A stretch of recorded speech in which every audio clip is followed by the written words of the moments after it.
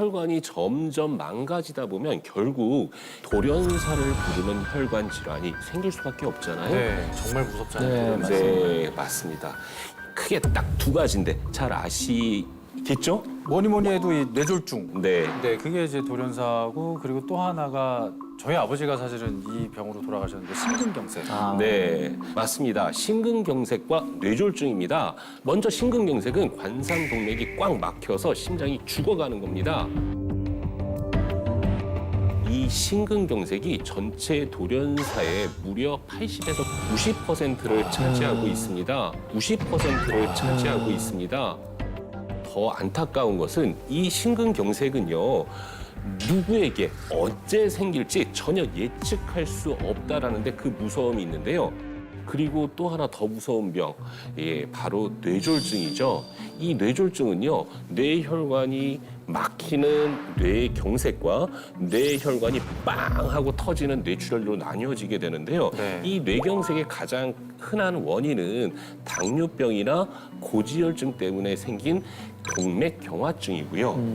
이 뇌출혈은요, 대부분 고혈압 때문에 뇌혈관이 그동안 약해진 부분이 갑자기 빵 하고 터지게 되는 게 바로 뇌출혈입니다. 네.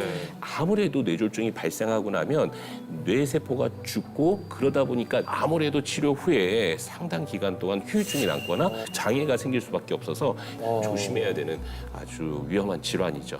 특히 이 뇌졸중 같은 경우는 병원에 가는 시간이 늦어지면 늦어질수록 그 손상 범위가 커지고 회복력이 떨어지기 때문에 네. 이 골든타임 안에 응급실에 빨리 가는 게 무엇보다 중요합니다. 정말 너무 무섭습니다.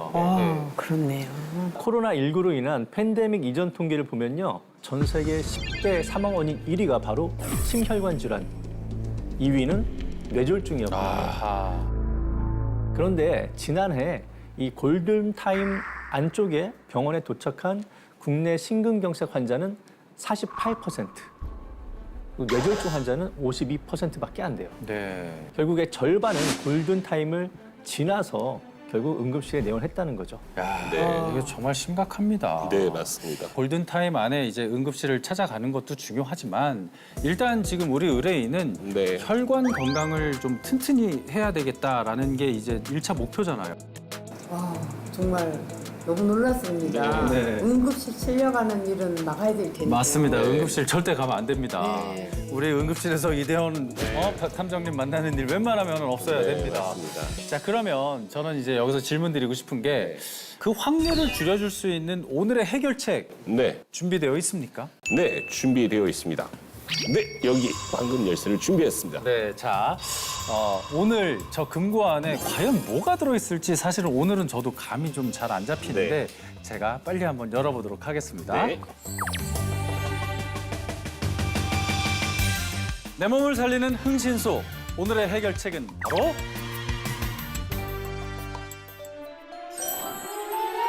발효 홍국입니다.